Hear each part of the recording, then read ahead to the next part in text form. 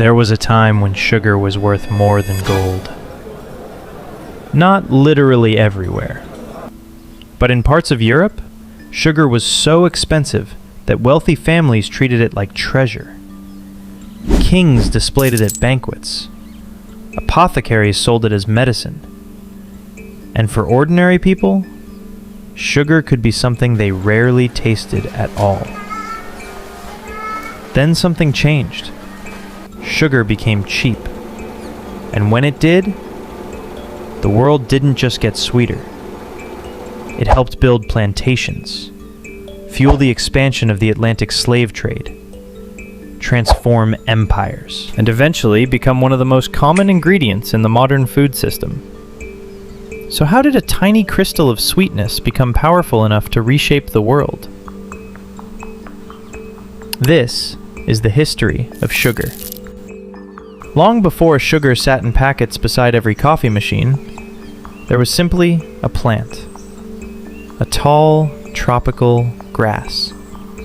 Sugarcane. Thousands of years ago, people in New Guinea began cultivating and using the plant. Back then, there were no factories, no refined white crystals, no supermarkets. People simply chewed the stalk, and the reward was immediate. Sweet juice. Over generations, sugarcane spread through parts of Southeast Asia, and eventually reached India. And that journey was about to change everything. In India, people developed increasingly sophisticated ways to process sugarcane. They crushed the stalks, boiled the juice, and discovered something remarkable. They could make crystals. Think about what that changed. Fresh cane juice is heavy, perishable, difficult to transport. But crystal sugar? You could store it. You could carry it. You could trade it. Sugar had become a commodity. And once something can be transported, it can travel. Across markets, across borders, and eventually, across continents. Then sugar moved into a new world. European powers expanded sugar production into Atlantic islands, and eventually, the Americas. The environment was perfect. Warm climate, abundant land, and enormous demand in Europe. But sugar had another requirement. Labor. Sugarcane had to be planted, harvested, crushed, and processed quickly. The work was brutally demanding. And as plantation production expanded, European colonizers increasingly relied on enslaved African labor. The Caribbean became one of the great centers of the global sugar economy. Millions of Africans were forcibly transported across the Atlantic. Many were forced to work on plantations producing sugar and other commodities. The profits were enormous, but so was the human cost. A sugar plantation wasn't simply a field, it was a machine. Cane was cut, carried, crushed, boiled, refined, and shipped. Everything had to happen quickly, because once the cane was cut, the race to process it had already begun.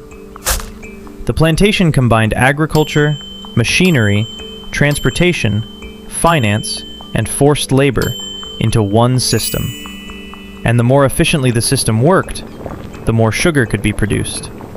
The more sugar Europe consumed, the more profitable the system became. More demand, more plantations, more labor, more production, more consumption. And then, even more demand.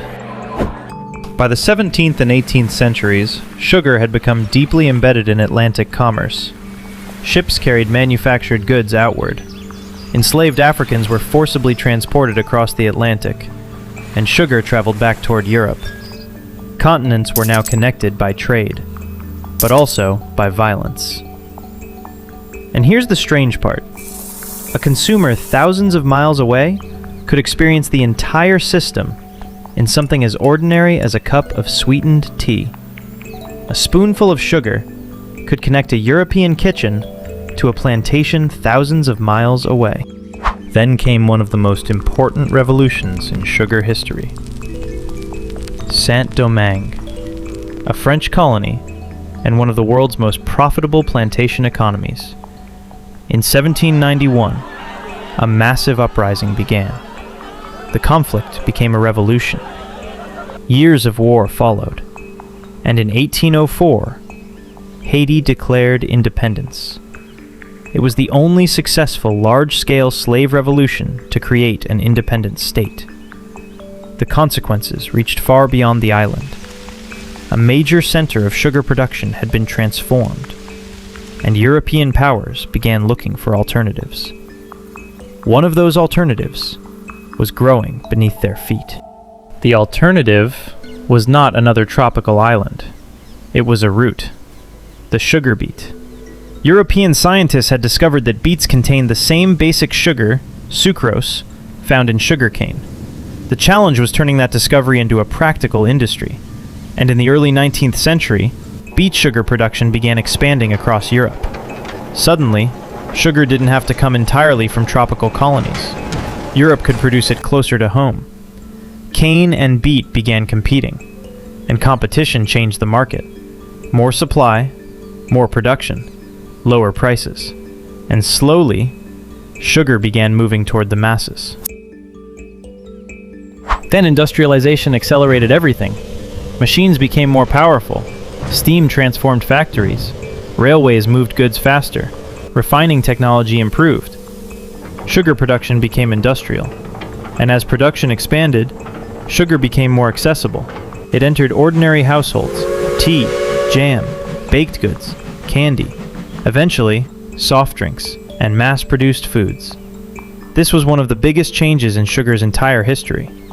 Sugar didn't simply become cheaper, it became normal.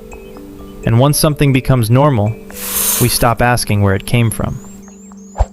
By the modern era, sugar had become deeply embedded in everyday food. Drinks, desserts, breakfast foods, snacks, processed foods. The transformation was enormous. For thousands of years, sweetness had been scarce. Now, it could be manufactured, transported, packaged, advertised, and sold on a massive scale. The tiny crystal that once represented wealth had become almost invisible. Not because it disappeared, but because it was everywhere. But sugar's story doesn't end with cheap candy. In the 20th century, the debate surrounding sugar and health became increasingly complicated. Later research into industry documents revealed that the Sugar Research Foundation had sponsored research in the 1960s that emphasized dietary fat and cholesterol, while downplaying evidence concerning sugar's potential role in heart disease. The industry's role wasn't disclosed at the time. That doesn't mean every modern claim about sugar is true, but it reveals something important. History of sugar isn't only about agriculture, or trade, or food. It's also about money, influence, science, and marketing. So go back to that tiny crystal, the one sitting in your kitchen. It looks harmless, almost meaningless, but its history stretches across thousands of years, from tropical jungles to ancient India, to medieval courts, to Caribbean plantations, to revolutions, to industrial factories, and finally, to the modern supermarket. Sugar changed because the world changed, but sugar also helped change the world. A plant became a commodity became an industry, and an industry became something billions of people barely notice anymore. So the next time you pour sugar into your coffee, remember, you're not just adding sweetness, you're adding the final chapter of a 10,000-year story. If you enjoyed discovering the hidden history behind everyday things, subscribe to Time Lore, because the next ordinary thing in your kitchen might have an extraordinary story. See you in the next one.